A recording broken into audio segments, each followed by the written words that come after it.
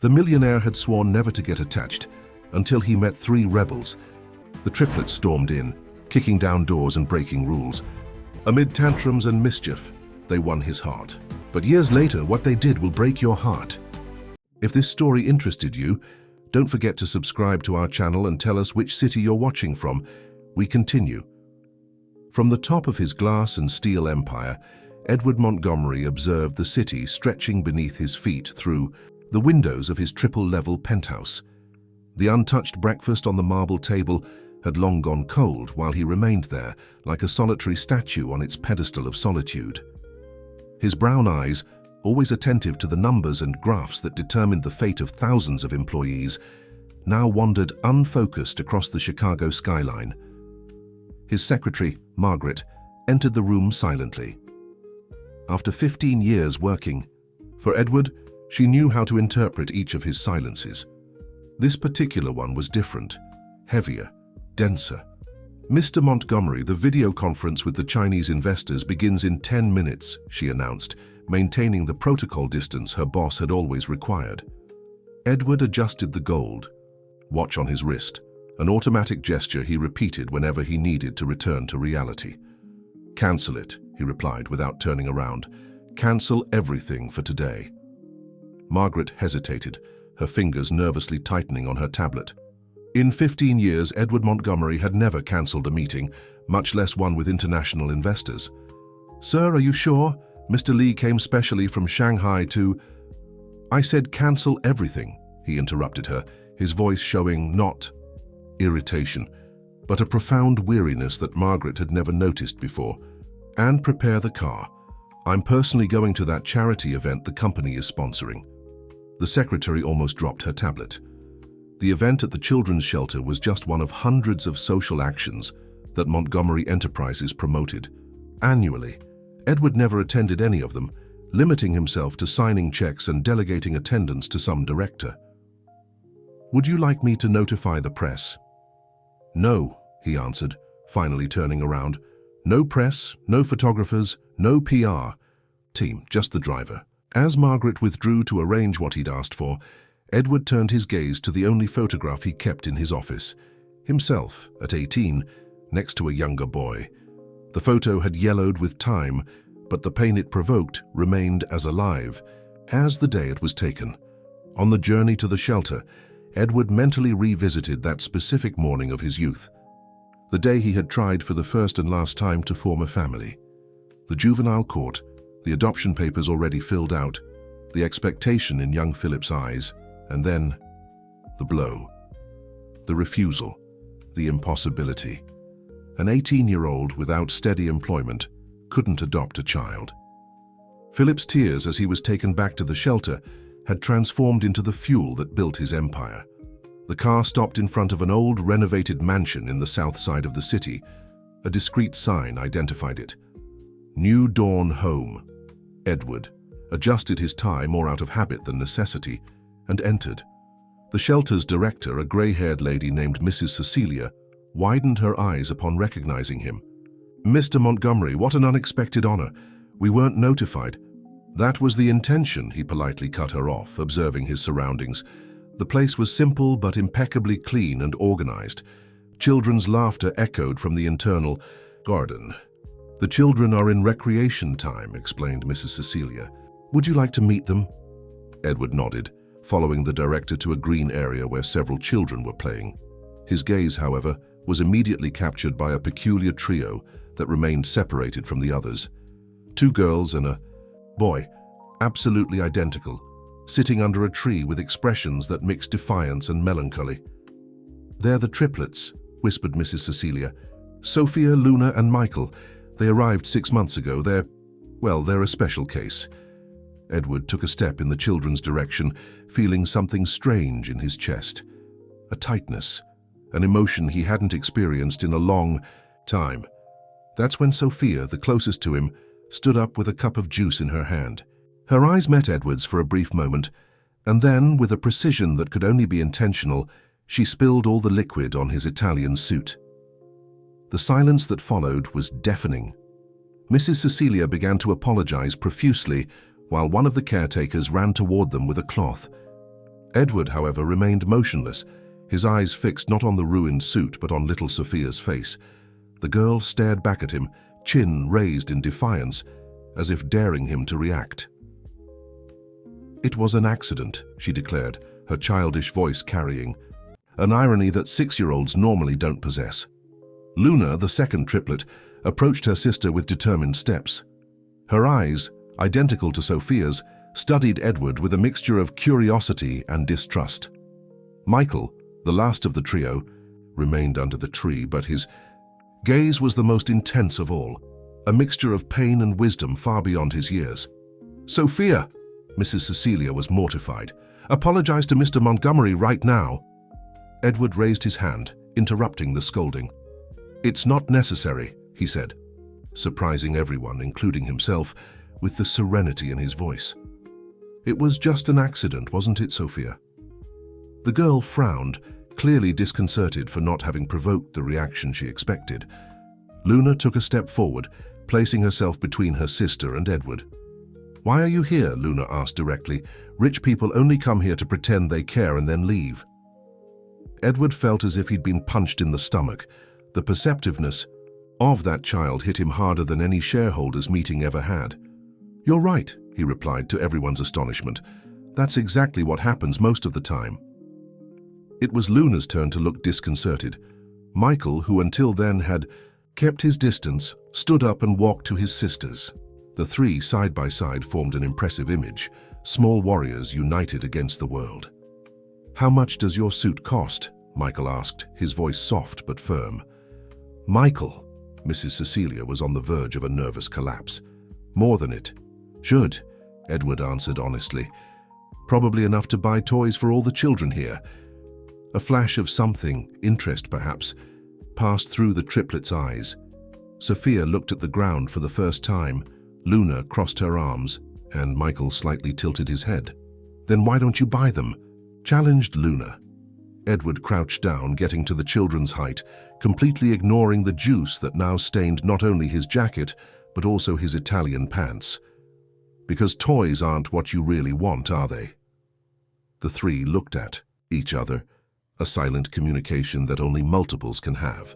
It was Michael who answered, his voice carrying a sadness that broke Edward's heart. "We want to stay together. Always. But nobody wants to adopt 3 children at once."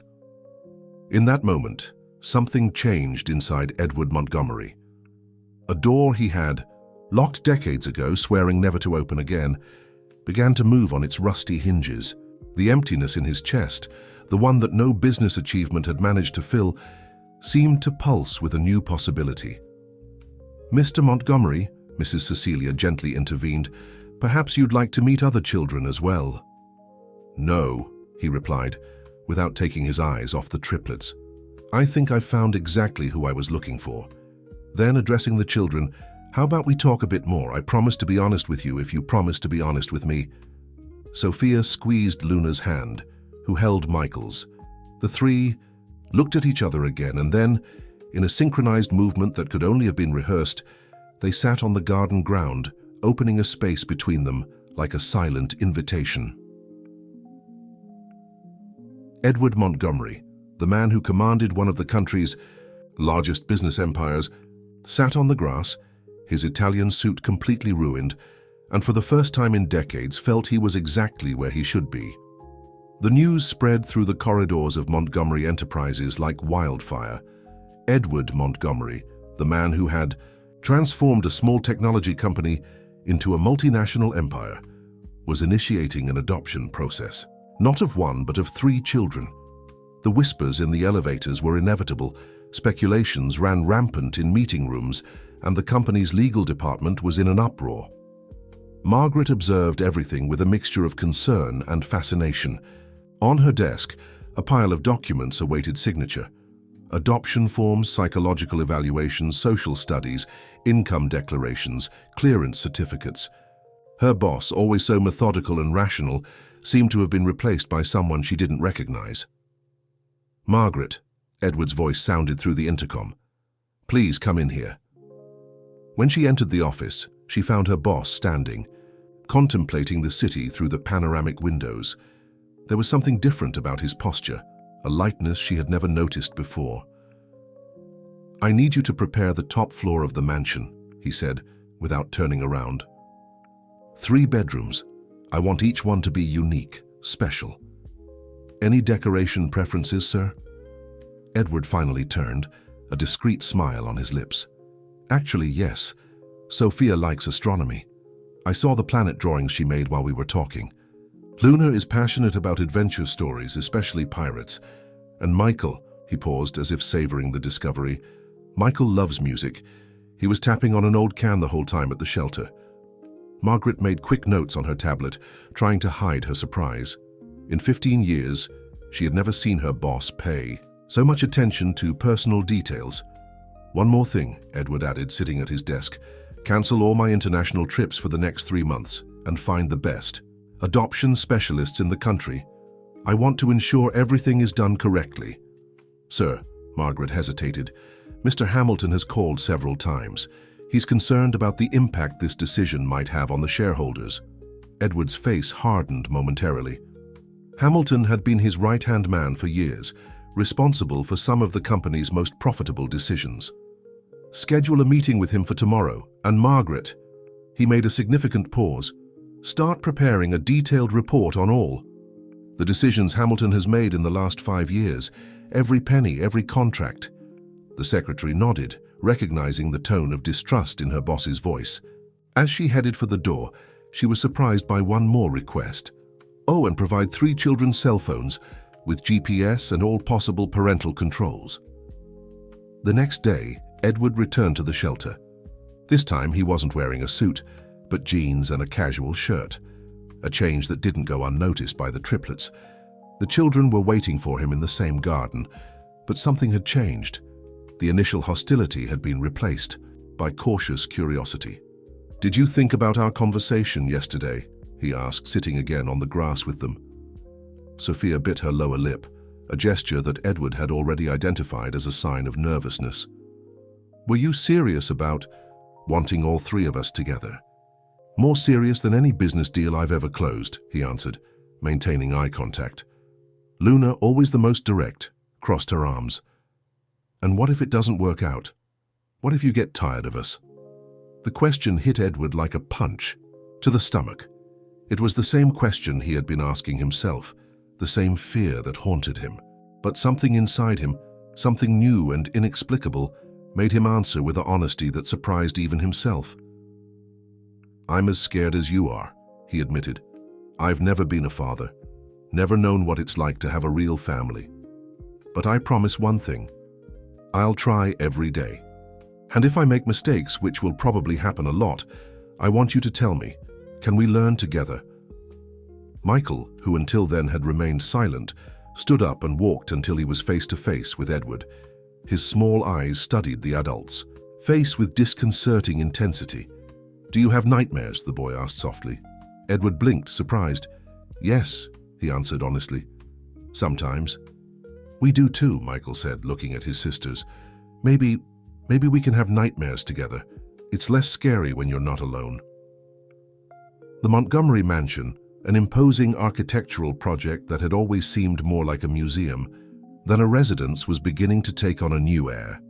The 3 rooms on the top floor, previously empty spaces used only for storage, were being transformed into private little universes.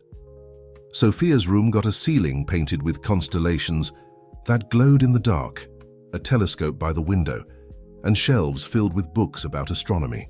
For Luna, the walls were decorated with old maps and a huge mural of a pirate ship, plus a boat-shaped bed she had personally chosen from the catalogue Edward had shown her.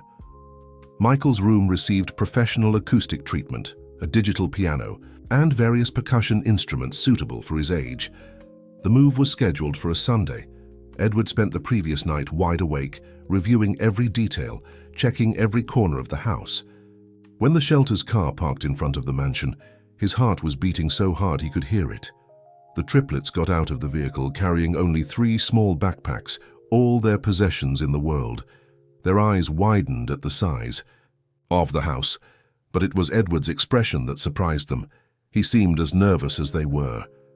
"Welcome," he said, his voice betraying a slight tremor. Do you want to see your rooms first?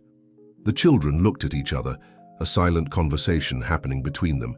It was Sophia who answered, "Can we see the whole house first? To know the escape routes." Edward felt his heart tighten, but he maintained his composure. "Sure, and I promise to show you all the exits, but I hope that with time, you'll want to know more about the ways in than the ways out." The afternoon passed between discoveries and adaptations. The triplets insisted on always staying together, moving like a small unit through the mansion. Edward respected this behavior, understanding it was a form of protection. Dinner was served in the immense dining room, but the children barely touched the food. Luna poked at the lasagna with her fork, Sophia sipped her juice without enthusiasm, and Michael just stared at his plate as if it contained some secret code. "Don't you like the food?" Edward asked, concerned. "We're not used to," Michael began. "Eating on such pretty plates," Luna completed. "Or with so much food," Sophia. "Finished?" Edward pushed his own plate aside and leaned towards them. "How about we order pizza?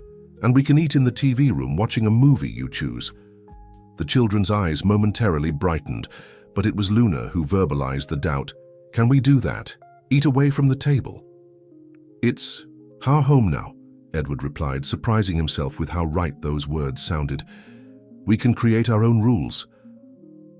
Hours later, sitting on the couch with 3 sleeping children around him, empty pizza boxes on the coffee table, and an animated film still playing on the TV, Edward felt something strange on his face.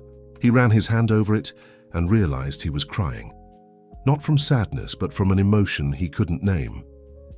The sound of his cell phone brought him back to reality. It was a message from Hamilton. "Extraordinary board meeting tomorrow. Subject: your recent personal decision and its impact on business." Edward looked at the sleeping children, and for the first time in his life, a board meeting seemed absolutely insignificant. He picked up the remote control, turned off the TV, and decided to remain there, motionless, enjoying the weight of the 3 little heads resting on his lap. That's when he noticed something curious. In their small hands, each of the triplets firmly held a piece of his Italian silk shirt, as if even in sleep they wanted to make sure he wouldn't leave. The meeting room on the top floor of Montgomery Enterprises was packed. 15 high-level executives, all in impeccable suits, anxiously awaited Edward's arrival. Hamilton, in his perfectly aligned grey suit, drummed his fingers on the mahogany table, checking his watch for the 3rd time in 5 minutes. When Edward finally entered the room, everyone noticed the subtle changes: deep circles under his eyes, a slightly crooked tie, and a small star sticker on his lapel, clearly a child's work that he hadn't even noticed was there. "Gentlemen," Edward began, sitting at the head of the table, "I believe this extraordinary meeting has a single agenda item: my personal life." Hamilton cleared his throat, adjusting his gold-rimmed glasses. "Edward, we've been friends for years. Everyone here is concerned about you and the company. This hasty decision to adopt 3 children."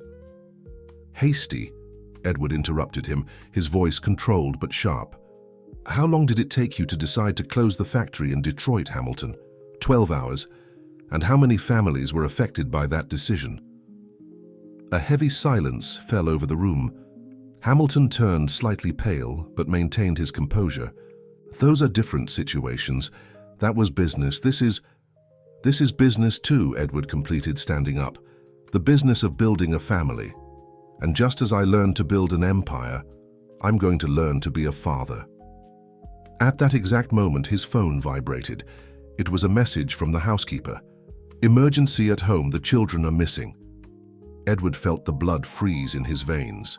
Without saying a word, he picked up his briefcase and walked toward the door. "The meeting isn't over," Hamilton protested. "For me, it is," Edward replied without turning around. "And Hamilton, that report I asked for about your decisions over the last 5 years, it's still in progress." During the journey to the mansion, 1,000 catastrophic scenarios passed through Edward's mind. Upon arrival, he found the housekeeper in tears and 3 police officers in the living room. "We've already searched the entire grounds," one of the officers informed him. "No sign of a break-in or..." "The rooms," Edward interrupted him, climbing the stairs 2 at a time. "I need to see their rooms." When he entered Sophia's room, his heart almost stopped. All the new clothes were in place, but the 3 old backpacks they had brought from the shelter were gone. In Luna's room, he found a note written in childish handwriting. "Sorry, you're nice, but we don't know how to be children." Edward closed his eyes, breathing deeply. Suddenly, a memory emerged, the conversation about escape routes on the first day. The children had paid special attention to a specific part of the garden near the back wall. "Cancel the search in the city," he told the officers. "I know where they are." Taking a coat, as the weather was starting to turn threatening rain, Edward walked to the back of the property.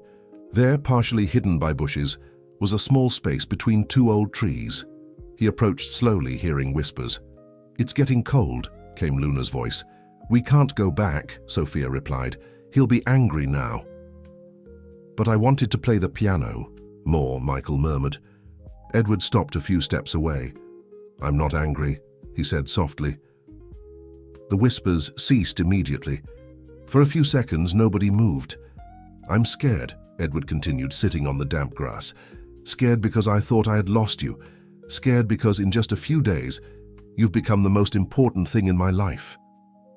A small face appeared among the leaves. It was Michael. "More important than your company?"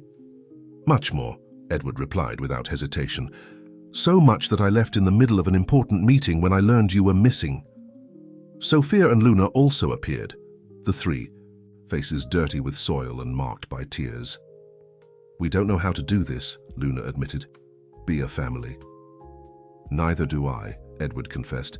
"But how about we learn together, one day at a time?" The first raindrops began to fall, but nobody moved. There, in that little corner of the garden, 4 hearts wounded by abandonment were trying for the first time to trust again. The routine at the Montgomery mansion was gradually established, like a dance where the participants were still learning. The steps. Edward discovered that waking up early for international meetings was much easier than preparing 3 different lunchboxes every morning. Sophia wouldn't eat anything green, Luna hated carrots, and Michael only accepted sandwiches, cut into perfect triangles. The first day of school was a test for everyone. Edward insisted on taking the children personally, abandoning 3 important video conferences. In the car, he noticed how Luna squeezed Sophia's hand, who in turn firmly held Michael's arm. "Remember," he said, parking in front of the most prestigious private school in the city, "you are Montgomery's now, and Montgomery never give up." The 3 completed in unison, repeating the mantra that Edward had begun to teach. But the adaptation wasn't easy. In the first week, Edward was called to the school 3 times. Sophia had punched a boy who mocked Luna's accent. Luna had climbed the yard fence during recess, and Michael refused to come out from under the piano in the music room. "Mr. Montgomery," the educational coordinator began, adjusting her tortoiseshell glasses. "We understand it's a delicate situation, but we need to establish boundaries." Edward looked at the triplets, sitting on the bench in the hallway. Sophia had her chin raised in defiance, Luna swung her legs restlessly, and Michael hugged his sheet music folder. "Of course," he replied, standing up. "Let's establish boundaries. First, nobody mocks my children. Second, if that happens, they have every right to defend themselves. Third, if the school cannot guarantee a safe and welcoming environment, I can easily find another that will." The coordinator turned pale. The triplets' tuition was one of the highest at the school. That night, after the children went to bed, Edward found something on his desk, a drawing made by Sophia, showing 5 stars connected to form a constellation. Underneath, she had written, "Montgomery Family." It was the first time she had used his last name. The weeks went by, and small changes began to happen. The mansion, previously as silent as a mausoleum, now echoed with the sounds of life. Michael's piano practicing Amazing Grace endlessly, the epic narratives that Luna invented during bath time, the galaxy documentaries that Sophia watched at maximum volume. Edward was changing too. His office at the company, previously filled with graphs and reports, now displayed 3 picture frames. His important calls were frequently interrupted by messages in the Montgomery family WhatsApp group, usually photos of school lunches or audio recordings of Michael singing. One night, while working at home, Edward heard a particularly loud thunder. Seconds later, his door opened and 3 small figures came running in, jumping straight into his king-size bed. "Can we sleep here?" Luna asked, already settling among the pillows. "Just tonight," Sophia added, though everyone knew it wouldn't be just that one time. Michael didn't say anything, just snuggled closer. Edward looked at his laptop, where a $1 million contract awaited his review. He closed it without thinking twice and lay down with the children. "Do you know what my mother used to do when I was afraid of storms?" he asked, surprising himself by sharing this long-kept memory. "What?" the 3 asked in unison. "She told stories about the stars. She said that each thunder was actually a very large shooting star, looking for its place in the sky." Sophia raised her head, interested. "That doesn't make astronomical sense." "But it makes sense in the heart," Michael responded quietly, his small hand searching for Edward's in the dark. And there, lulled by the sound of rain, 4 lonely hearts continued their journey of learning what it meant to be a family. Hamilton's office was located on the penultimate floor of Montgomery Enterprises, an imposing room that reflected his position as Edward's right-hand man. On that rainy afternoon, he was carefully studying a yellow folder on his desk, while a young woman, approximately 30 years old, waited seated in front of him. "So, Mrs." He left the sentence hanging, expecting her to complete it. "Paula." "Paula Stevens," she replied, nervously twisting the strap of the worn purse she carried. "Yes, Paula Stevens," Hamilton smiled, a smile that didn't reach his eyes. "The biological mother of the triplets." Paula straightened in her chair, her face marked by years of hardship, showing a mixture of shame and determination. I didn't come to ask for money." "Of course not," Hamilton replied smoothly, though his eyes gleamed with something calculating. "You came because you want your children back, and I believe we can help each other." While this conversation was happening, Edward was at home experiencing a moment he had never imagined in his previous life. Sitting on the living room floor, surrounded by glitter, colored paper and glue, he was trying to help the triplets with a school project about the solar system. "Pluto isn't a planet anymore," Sophia was explaining for the 3rd time, rolling, her eyes with the patience of a teacher, dealing with a particularly slow student. "But in my day," Edward began. "Your day was long ago," Luna interrupted, laughing as she glued more sparkly stars around Jupiter. Michael, concentrating on his part of the project, was softly humming a song he had composed about the planets. Edward noticed that for the first time in weeks, the boy wasn't anxiously looking at the door every 5 minutes. "Dad," Sophia called, then froze, realizing what she had said. Time seemed to stop in the room. It was the first time any of them had called him that. Edward felt his heart skip a beat, but he kept his expression casual, although inside he was a storm of emotions. "Yes, Sophia," he replied naturally, as if she called him that every day. The girl hesitated for a moment, her cheeks blushing slightly. "Saturn is crooked." Luna and Michael observed the interaction attentively, as if measuring Edward's reaction. When they saw that he continued normally, they exchanged a significant look. The moment was interrupted by Edward's cell phone. It was Margaret. "Sir," her voice sounded tense, "that report on Hamilton that you requested. We found something big." Edward looked at the children, absorbed in their space project. "Can it wait until tomorrow?" There was a pause on the other end of the line. "Actually, sir, I think you'll want to see this now. It has to do with the shelter where the children were." Edward felt a shiver run down his spine. "I'll be there in an hour." Hanging up the phone, he observed the triplets for a moment. Sophia was meticulously adjusting the position of the planets. Luna was adding more glitter to the asteroid belt, and Michael had begun to teach his planet song to his sisters. "Children," he called softly, "I need to go to the office to solve something important. Aunt Margaret called me and—" "You'll come back, right?" Michael asked immediately, his voice betraying a slight tremor. Edward approached, kneeling beside them. "Always. I will always come back to you." promise?" Luna insisted, her large eyes fixed on him. "I promise. And you know that Montgomerys always keep their promises, right?" The three nodded solemnly. Before leaving, Edward heard Sophia murmur to her siblings, "He'll come back. He's not like the others." On the way to the office, Edward couldn't get out of his head the moment when Sophia had called him Dad. It was as if something inside him, something that had been frozen for decades, was finally beginning to thaw. What he didn't know was that, at that exact moment, Hamilton was providing Paula Stevens with the resources and legal support to initiate a battle for custody of the children that would change all their lives forever. Margaret's room was overtaken by piles of documents when Edward arrived. His secretary, normally so composed, had deep circles under her eyes and a grave expression. "What did you find?" Edward asked, closing the door behind him. Margaret picked up a red folder from her desk. "Hamilton has been making regular donations to New Dawn Home for the past 5 years, not through the company, but through a private foundation." Edward furrowed his brow. "And what's the problem with that? Many executives make donations to charitable institutions."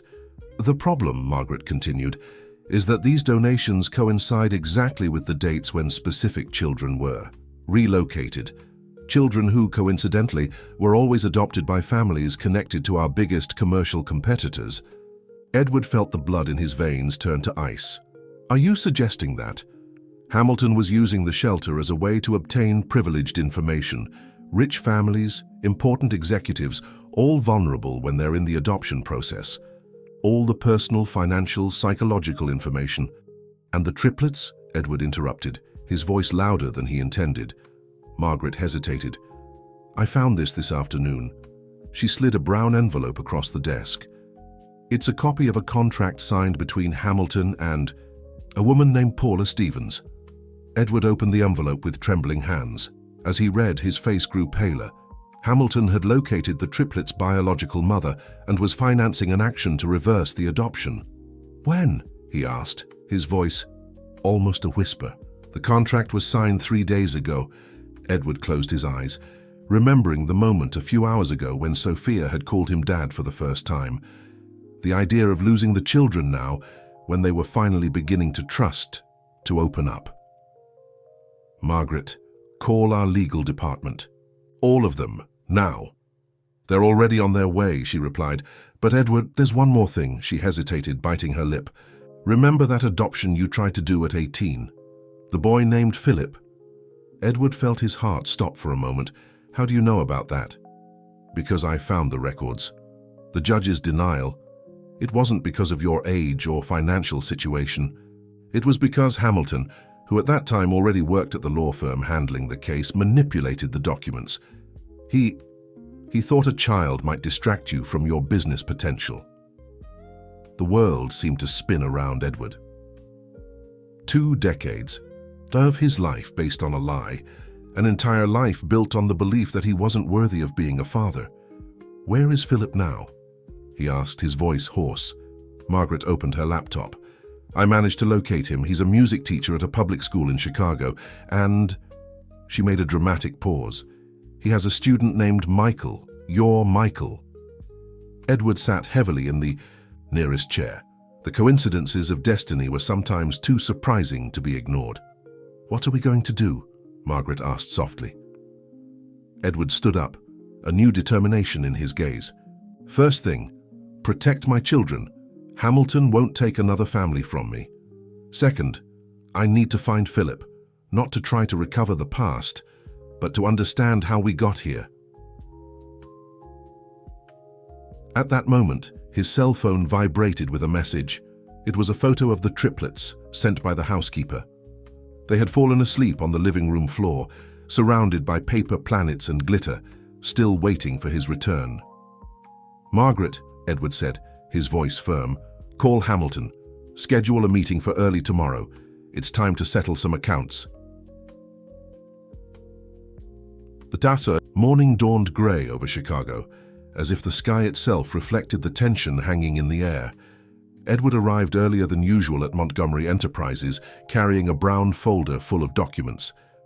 Before leaving home, He had kissed each of the triplets, still asleep, promising himself that nothing in the world would separate them.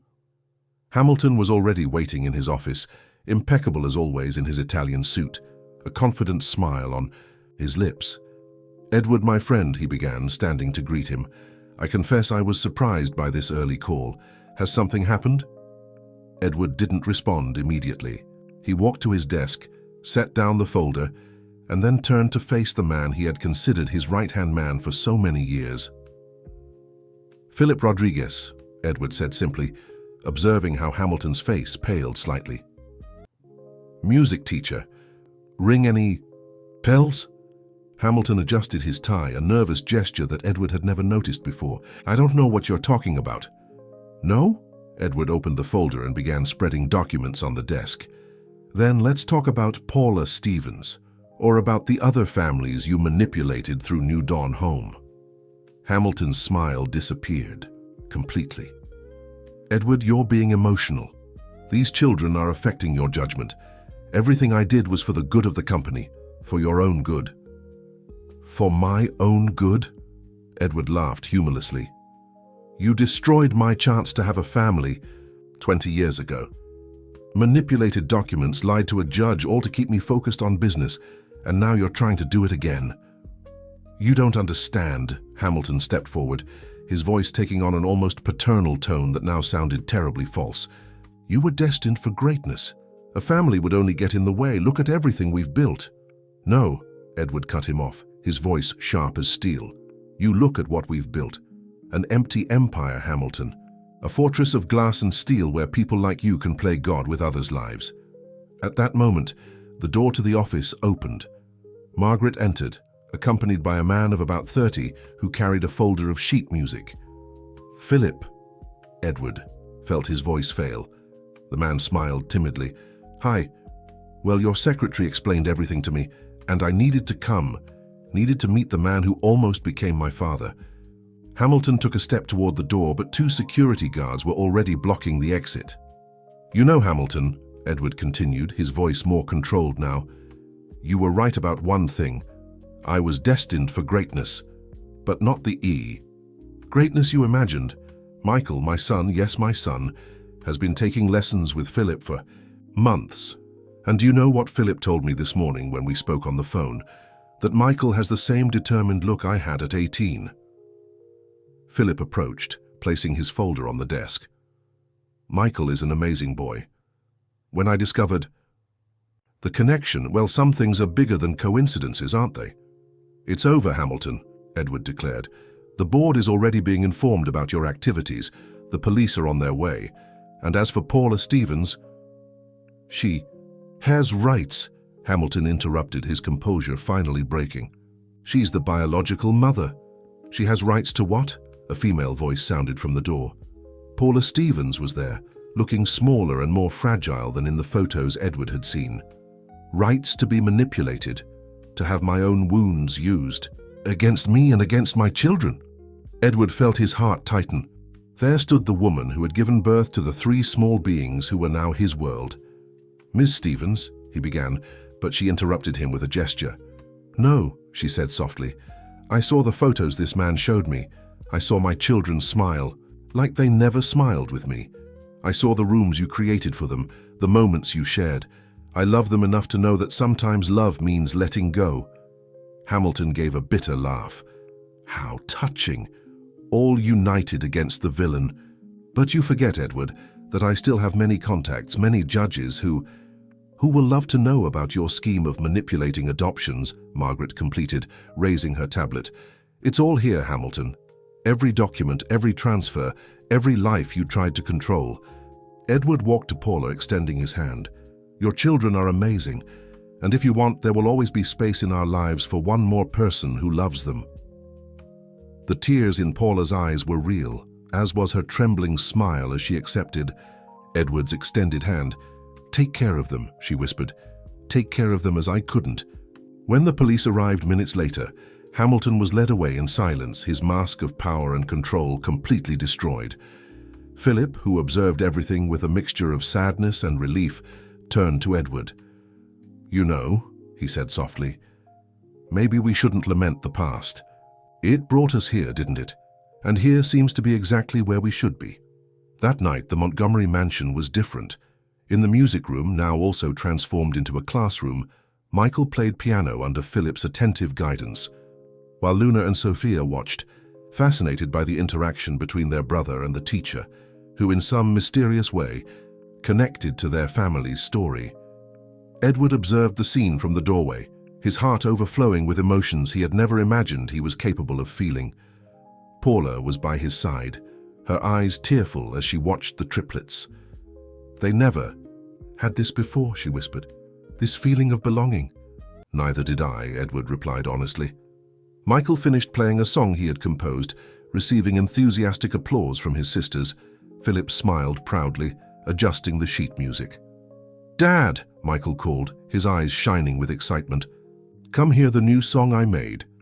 Edward felt Paula tense slightly beside him at the word Dad, but when he looked at her, he saw not jealousy or sadness, but a kind of resigned peace. "They needed this," she said softly. "They needed someone who could give what I couldn't. A real family." Luna, noticing Paula's presence, stood up and walked hesitantly toward her. You're our real mother, aren't you?" Paula knelt to be at the girl's height. "I'm the mother who gave birth to you, but sometimes being a mother means knowing when someone else can take better care of our children." Sophia, who had approached silently, asked, "Are you going to try to take us away?" "No, sweetheart," Paula answered, tears running down her face. "You're already home. I just wanted to make sure you were okay. And you're much more than okay." Michael left the piano and joined his sisters. The three stood there looking at the woman who had given them life and the man who had given them a home. "You can visit," Luna suddenly suggested, "if Dad allows it." Edward smiled, placing a hand on Paula's shoulder. "Of course you can. You have room in your hearts to love many people." Philip, who was observing the scene with moist eyes, cleared his throat slightly. "How about we play that special song, Michael? The one you composed for your family?" Michael ran back to the piano, his small hands positioning confidently over the keys. The first notes filled the room, a sweet and complex melody that spoke of loss, of meeting, of love.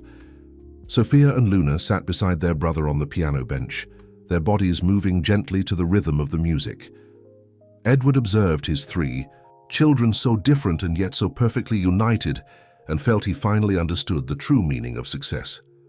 Paula wiped away her tears and smiled. "They have so much of you now," she said to Edward. "The way Sophia raises her chin when she's determined, how Luna protects her siblings, how Michael loses himself in music. They're small gestures they've learned from you. And they have a lot of you too," Edward responded gently. "The strength, the courage to face difficulties, that came from you." Philip approached Edward, placing a hand on his shoulder.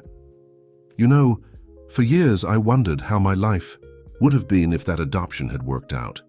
But now I see that everything happened as it should. You needed to be ready to be a father, and they needed you as much as you needed them." Michael's music reached its final crescendo, notes intertwining like the destinies that had crossed in that room. When the last note sounded, the silence that followed was filled not with emptiness, but with promises. Montgomery Enterprises was buzzing with the news. Hamilton's arrest and the revelation of his manipulation scheme had caused a corporate earthquake. Edward, however, was focused on more important matters in his improvised new meeting room, the kitchen table of his mansion. "So," he said, looking at the three attentive little faces before him, "what do you think about transforming the third floor into a family space?" Luna dropped her half-eaten toast. "Like an amusement park?" "Sort of," Edward smiled. "I was thinking of a larger music room for Michael, a real observatory for Sophia, and an adventure space for you, Luna." The children's eyes sparkled, but it was Sophia who expressed the doubt hanging in the air. "Is this because of Paula, so we don't want to leave with her?" Edward felt his heart tighten. Even after weeks since the confrontation with Hamilton, insecurities still surfaced at the most unexpected moments. "No," he answered honestly. "It's because this is our home, and I want every corner of it to reflect who you are. Paula is part of your story, just as Philip is part of mine. but that doesn't change what we've built here. Michael, who was unusually quiet, asked, "Will Philip continue giving me lessons?" "If you want," Edward replied. "Actually, I thought about inviting him to be the director of the new project I'm planning." "What project?" the three asked in unison. Edward smiled, pulling some papers from his briefcase. "The Montgomery Foundation for Arts and Education, a space where children from all shelters in the city can have music, art, science classes. What do you think?" Luna jumped from her chair, her eyes shining. "Can we help? I can tell stories to the children. And I can teach about the stars," Sophia added, already completely involved in the idea. "I want to play piano for them," Michael completed softly. Edward observed his children animatedly discussing ideas for the foundation, their generous hearts immediately thinking about how to help other children. What a difference a few months could make. From the three distrustful children he had met at the shelter, he now saw confident young people, capable of thinking beyond their own needs. Margaret entered the kitchen, carrying her inseparable tablet. "The plans for the third floor have arrived, and the architect is waiting to discuss the foundation project." "Great," Edward replied. "Children, how about we all go together to see the plans? After all, you're as much directors of this project as I am." On the way to the office, Edward received a message from Paula. It was a photo of an official document. She had secured a job as a teacher's aide at a daycare center. "Thank you for showing me that we can always start over," the message said. Sophia, peeking at her dad's phone, commented, "She seems happier now." "We all are," Edward replied, putting away his phone. In the office, the triplets immediately pored over the plans, each pointing out their ideas and suggestions. The architect, initially surprised by the children's participation, soon found himself enchanted by their creativity and insight. "We need a huge library," Luna insisted, "and a professional telescope," Sophia added. "And a soundproof room for those who want to practice," Michael suggested timidly. Edward observed everything with a smile on his face, remembering his own planning meetings in the past. How empty they seemed now, focused only on profits and expansions. There, seeing his children dream of a space that could transform other children's lives, he finally understood the true meaning of leaving a legacy. Margaret approached discreetly. "Edward, the board is requesting a meeting to discuss the future of the company after everything that happened." Edward nodded, without taking his eyes off his children. "Schedule it for tomorrow. But let them know the meeting will be here at home. It's time for the board to understand that Montgomery Enterprises has a new purpose." "And what would that purpose be?" Margaret asked, although her smile indicated she already knew the answer. "Building not just buildings and fortunes," Edward replied, watching Michael patiently explain to the architect exactly how the acoustic system of the music room should be, but building futures for everyone.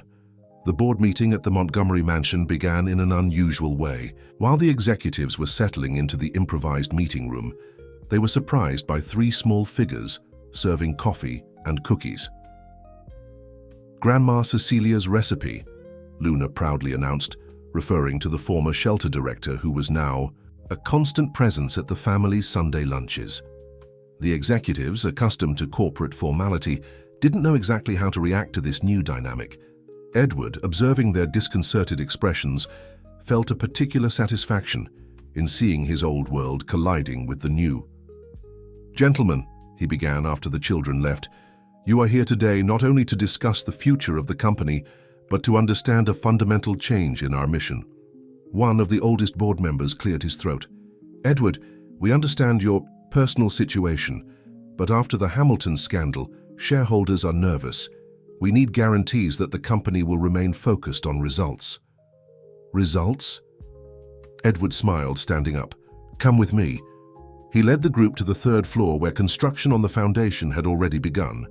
On the way, they passed Sophia's room, where the girl was enthusiastically explaining the solar system to two children from the shelter. In the next room, Luna was reading a story to a small group, her voice changing for different characters. From the music room came the notes of Michael's piano, accompanied by the laughter of other children learning to play.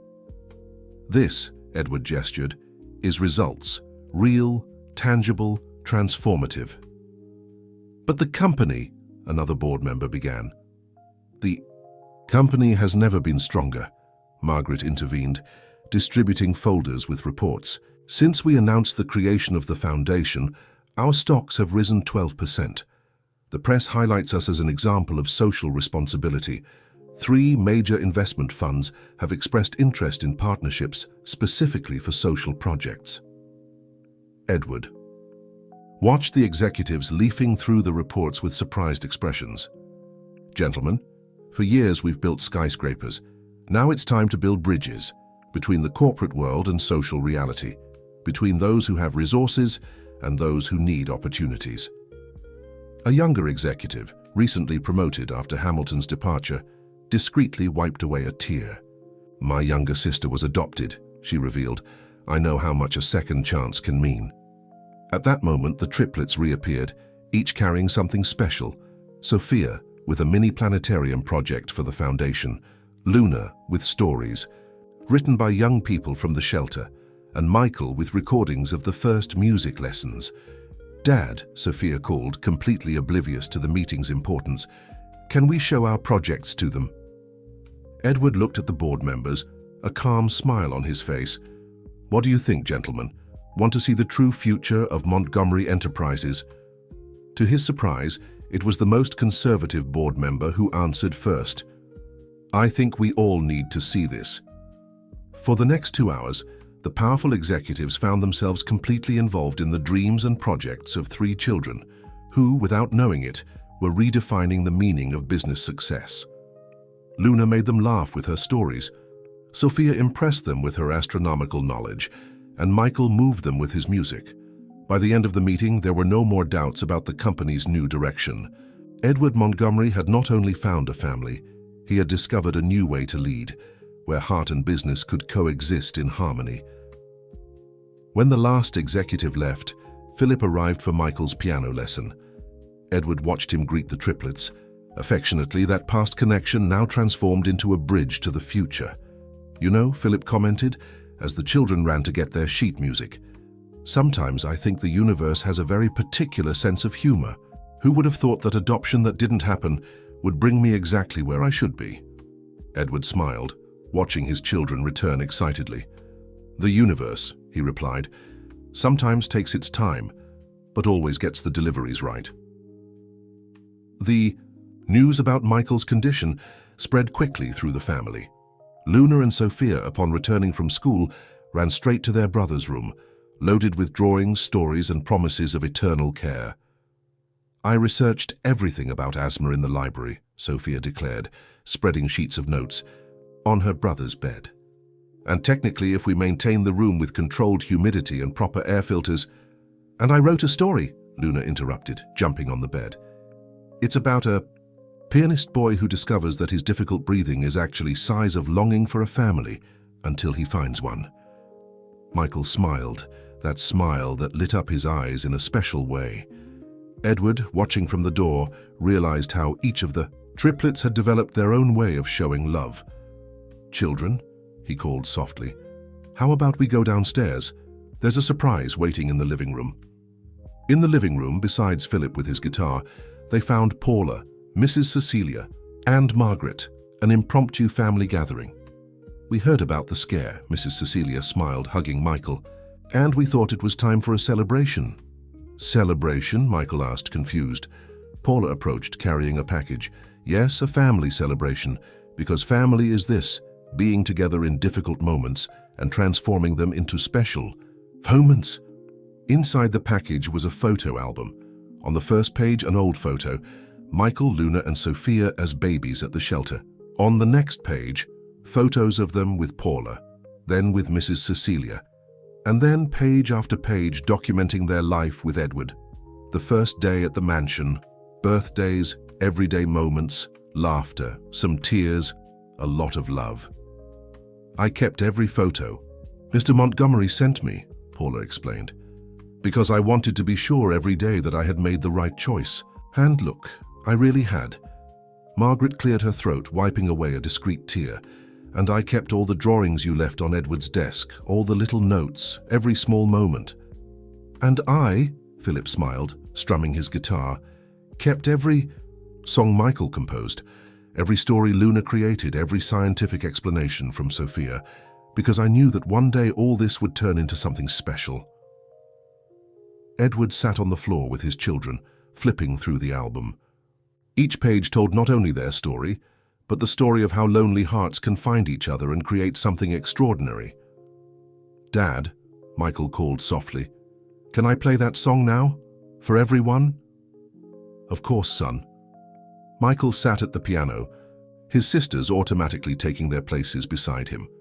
Philip picked up his guitar, and together they began to play the song Michael had composed. No longer a song about fear, but about belonging.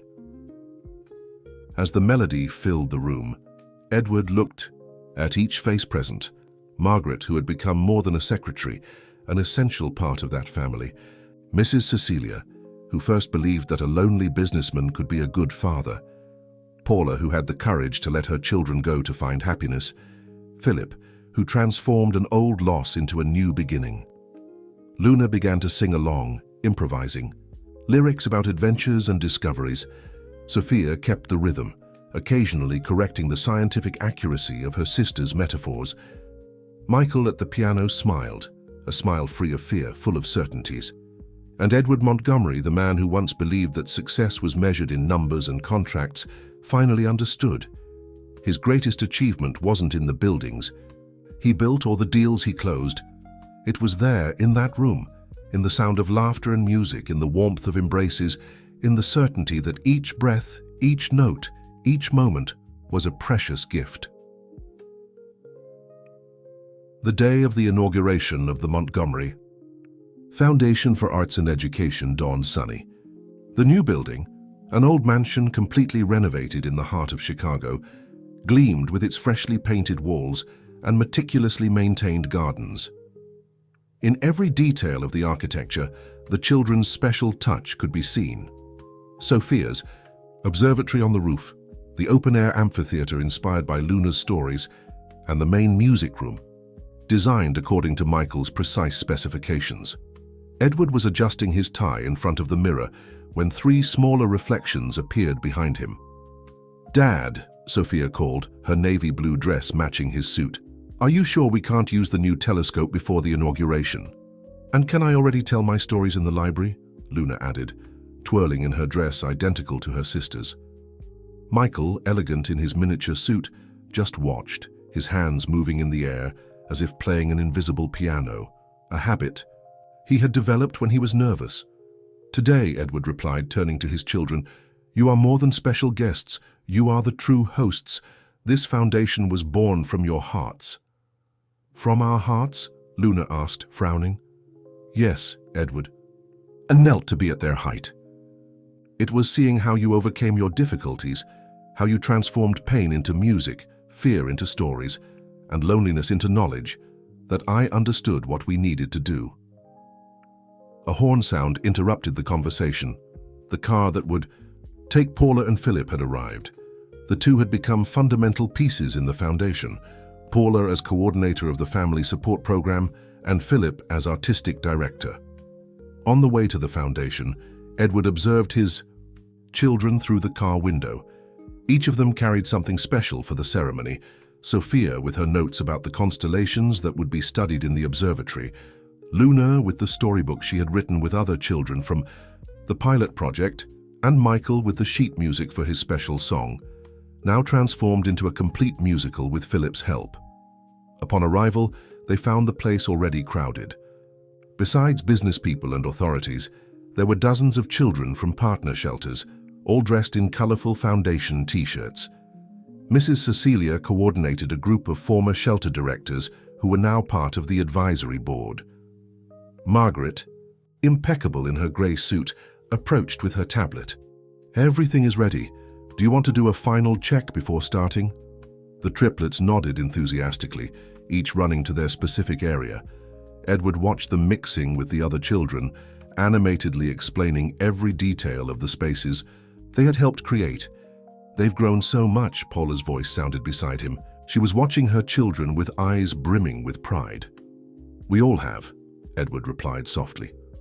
The moment for the official ceremony arrived.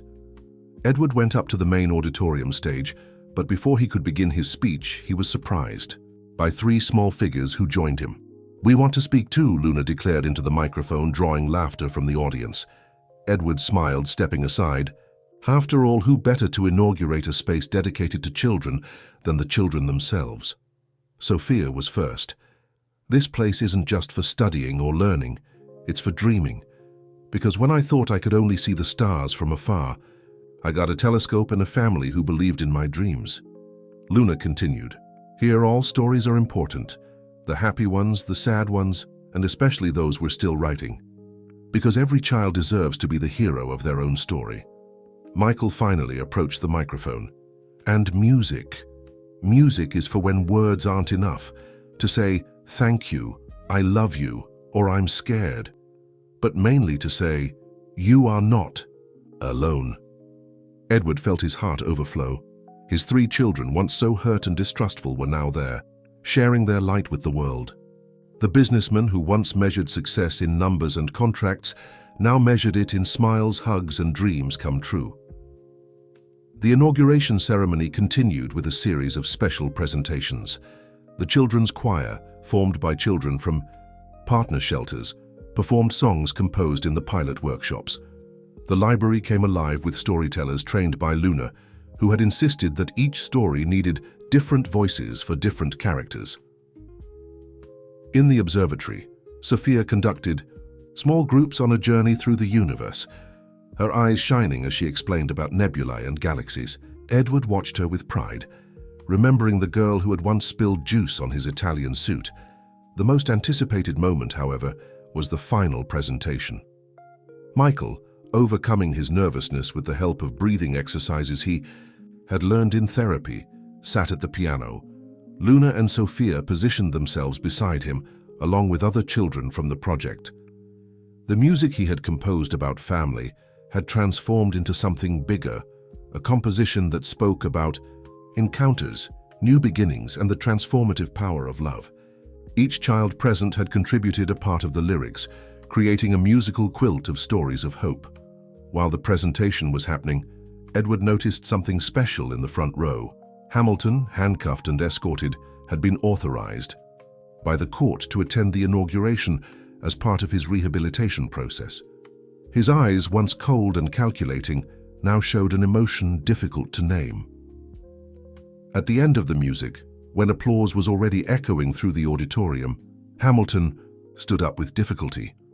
"Edward," he called, his voice breaking, "I was wrong, so wrong. I thought I was protecting an empire, but actually I was preventing the construction of something much greater." Edward looked at his children on the stage, at Paula, who was silently crying in the audience, at Philip, who was smiling proudly, at the piano, at Mrs. Cecilia, who was hugging a group of children. "You know, Hamilton," he replied softly, "sometimes we need to lose something to find everything." Michael ran down from the stage, hugging Edward tightly. Luna and Sophia soon joined. "The hug. Dad," Michael whispered, "I think now everyone understood our music." "What music, son?" "The music of our family, the one we make together every day." Edward hugged his children tighter, understanding exactly what Michael meant.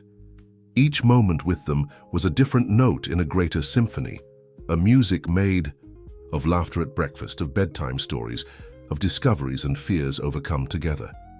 Margaret approached discreetly with her tablet. "Edward, the journalists are asking for an interview. They want to know what motivated this change in Montgomery Enterprises." Edward looked at his children, then at the hall full of children discovering new talents and possibilities. "Tell them it was a very simple lesson. True success isn't measured by what we conquer, but by what we build together. And especially," he smiled, messing up Michael's hair, "by what we learn to love." Luna pulled the sleeve of his jacket. "Dad, can I tell a story to the journalists? The one about three little stars that found their planet. And I can explain about how constellations are formed," Sophia added enthusiastically. "And Michael began timidly. "Can I play once more?"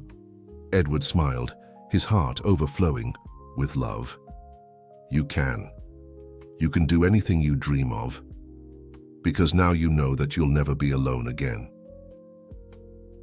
6 months after the inauguration of the Montgomery Foundation, the old mansion that housed it pulsed with life and purpose. The classrooms were always full. The observatory had a waiting list for visits, and music never stopped playing. But it was in the library, now known as Luna's Kingdom of Stories, where one of the most significant transformations was happening. Luna was sitting in her favorite armchair, surrounded by a group of children newly arrived from a shelter. Her natural talent for storytelling had evolved into something even more special. She helped other children find their own voices. "Each one of you has a story to tell," she explained, her eyes shining with wisdom beyond her years. "And all stories are important, even those that seem sad at the beginning." Edward, discreetly observing from the door, felt his heart tighten. His little storyteller, who once used words as a shield, now transformed them into bridges. Upstairs, Sophia was conducting her first official class at the observatory. Her Stars for Everyone project had become an instant success, combining astronomy with stories of overcoming. "Do you know why galaxies are so special?" she asked her attentive group. "Because even in the darkest space, they find a way to shine, together." Michael, for his part, had transformed the music room into a refuge for children with anxiety. His own experience with emotional asthma had made him especially sensitive to other wounded hearts. Together with Philip, he had developed a program where music and therapy naturally blended. "Music," he explained to a particularly shy boy, "is like a hug that we can hear." Paula, who now coordinated the family support program, entered Edward's office with encouraging news. 5 families were reunited this month, she announced, her eyes shining, and 3 adoption cases were finalized. "The children are adapting wonderfully." Edward smiled, picking up a framed photo on his desk, the triplets on Inauguration Day. "They've taught us so much, haven't they?" "More than we could imagine," Paula agreed. "You know what Luna told me the other day? That sometimes we need to get lost to find the right path." At that moment, Margaret rushed into the office. "Edward, you need to see this." She turned on the television on the wall, where a special report about the Montgomery Foundation was being broadcast. But it wasn't the report itself that caught attention. It was the impact it was causing. Business people from all over the country were reaching out, wanting to replicate the model in their cities. "The pilot project in Boston is already underway," Margaret informed, consulting her tablet. "And we have requests from Miami, Seattle, and Denver."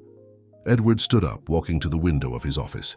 Down below, in the Foundation's garden, he could see children playing, studying, living, each of them carrying stories that deserved to be heard, dreams that deserved a chance. "Dad!" Sophia's voice called him from the door. "Come see." Michael composed a new song and Luna wrote the lyrics, and I made a presentation about the stars to accompany it. Edward smiled, following his daughter through the now familiar corridors of the Foundation. Along the way, he greeted teachers, therapists, and children who now were part of this extended family they had created. In the auditorium, Michael was at the piano, Luna holding a microphone, and Sophia with her laser pointer ready for her presentation. But what most caught his attention were the smiles on their faces, smiles of children who knew exactly who they were and where they belonged. "It's a song about family," Michael explained timidly. "But not just ours," Luna added. "It's about all the families that are still going to find each other," Sophia completed. And as his children began their presentation, Edward Montgomery, the man who once believed success was measured in numbers, understood that his true legacy wouldn't be the buildings he built or the fortune he accumulated. It would be each recovered smile, each realized dream, each healed heart in that space his children had helped create. On a quiet Sunday afternoon, the Montgomery mansion was especially bustling. It was the first anniversary of the triplets' adoption, and Edward had organized an intimate celebration, just family and close friends.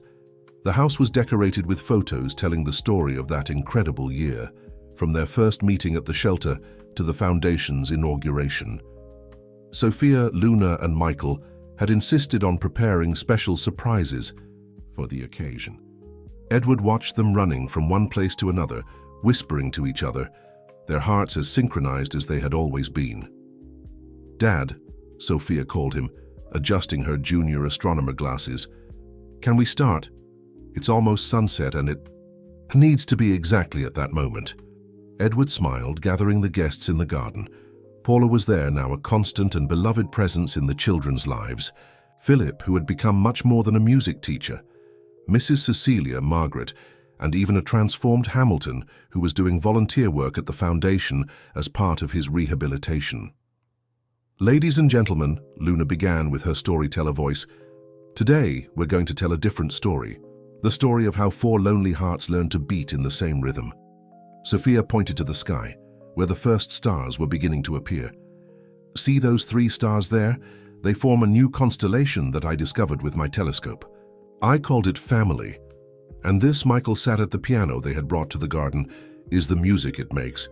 His fingers danced over the keys, creating a melody that seemed to capture all the love, fear, hope, and joy they had lived through that year. Luna began to sing the lyrics they had written together, a story about encounters, new beginnings, and the transformative power of love. Edward felt silent tears running down his face as he watched his children. Each of them had blossomed in a unique way. Sophia, with her passion for science that now inspired other children to look at the stars. Luna, transforming her imagination into stories that healed hearts. Michael, using music to express what words couldn't say. Paula approached him, her eyes also moist. "They are so happy," she whispered. "So complete." "We all are," Edward replied softly. When the music ended, the triplets ran to Edward, each carrying a gift. "They're 3 parts of the same gift," Sophia explained, "because we're 3 parts of a whole," Luna added. "Like the music we make together," Michael completed. Edward carefully opened the presents, a miniature telescope, a handwritten storybook, and a framed musical score. Together they told the story of that unlikely family they had built. "And there's one more thing," Luna announced, pulling an envelope from her dress. Inside was an official document. The triplets had asked to add Montgomery as their middle name, a surprise they had planned with Margaret's help. "Because we never want to forget," Sophia explained, "the moment we became a real family. And because Montgomerys never give up," Michael added quietly. "And because we love you, Dad," Luna concluded simply. Edward pulled his 3 children into a tight hug, feeling their small hearts beating next to his. There, under the stars, Sophia had named, lulled by the music Michael had composed, living the story Luna had helped write. They were more than a family. They were living proof that love, when true, can heal all wounds and build bridges over any abyss. Philip began to play softly on his guitar, and soon other children from the foundation joined them in the garden. The music spread, the stories multiplied, and the stars shone brighter in the sky as if they too wanted to participate in that celebration of love and new beginnings. The new year arrived, bringing significant changes to the Montgomery family. The foundation had expanded to 5 cities, each with its own customized program, inspired by the triplets' ideas.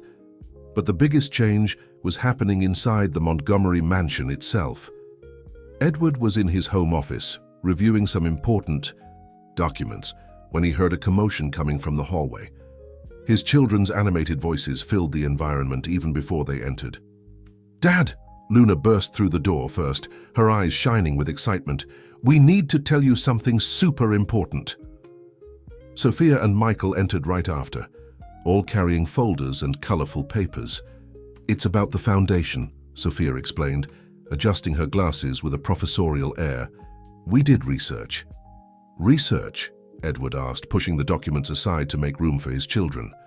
Michael, who was now much more confident in his expressions, explained, "We discovered that there are many children who can't get to the foundation. So," Luna continued, spreading drawings on the desk, "we thought about taking the foundation to them." Sophia opened a city map all marked with colored points. Each color represents a place where children need help. Red for places without music, blue for places without libraries, green for places where no one has ever seen the stars up close. Edward observed his children's meticulous work, feeling his heart expand with pride. In just 1 year, they had not only overcome their own traumas, but developed a deep sensitivity toward others' pain. "And how do you suggest we do this?" he asked, already knowing his children would have thought of everything. Luna opened her storybook. "We can create mobile units, like traveling libraries, but with music and telescopes too. And science labs," Sophia added enthusiastically. "And soundproof music rooms," Michael completed softly, "for children who, like me, need a safe place to express themselves." Edward rose from his chair, walking to the window. Outside, the mansion's garden, once so silent and empty, now lived filled with children participating in the Foundation's programs. Each laugh, each song, each story was a reminder of how much their lives had changed. "You know," he began, turning to his children, "when I met you, I thought I was there to help you." The triplets exchanged glances, that silent communication that only they shared. "But it was you who needed help, wasn't it, Dad?"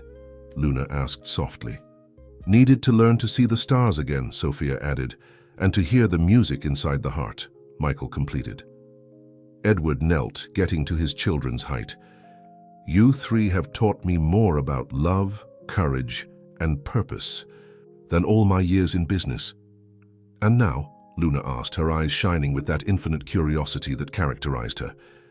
"Now," Edward smiled, "we're going to do exactly what Montgomerys do. Transform dreams into reality." At that moment, Margaret entered the office, followed by Philip and Paula. All carried folders and documents. "Sorry to interrupt," Margaret smiled, "but I think you'll want to see this. The first mobile units are already being prepared in other cities. It seems other foundations have adopted the idea." Paula approached, hugging the triplets. "And the family support program is growing. More parents are finding strength to start over, to fight for their children." Philip, who now coordinated all the foundation's music programs, added, "And next week auditions begin for the first children's orchestra, formed entirely by children from the projects."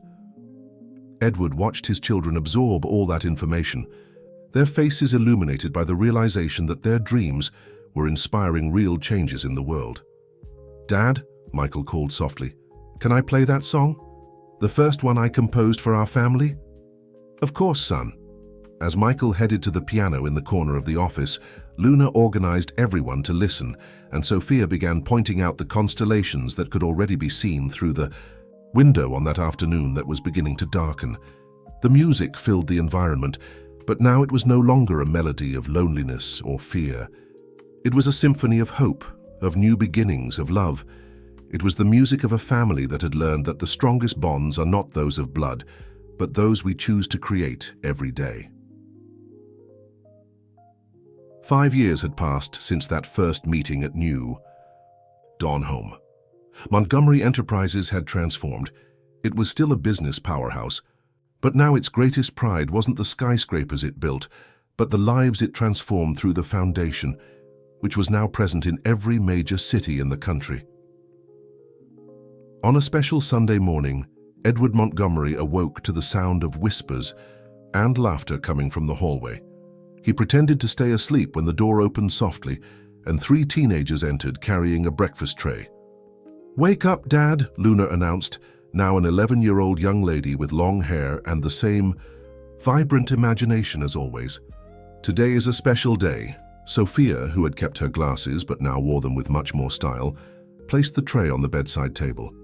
"Technically, it's the most special day of the year." Michael, who had grown a few inches but maintained his gentle nature, sat on the edge of the bed with an envelope in his hands. "We made something for you."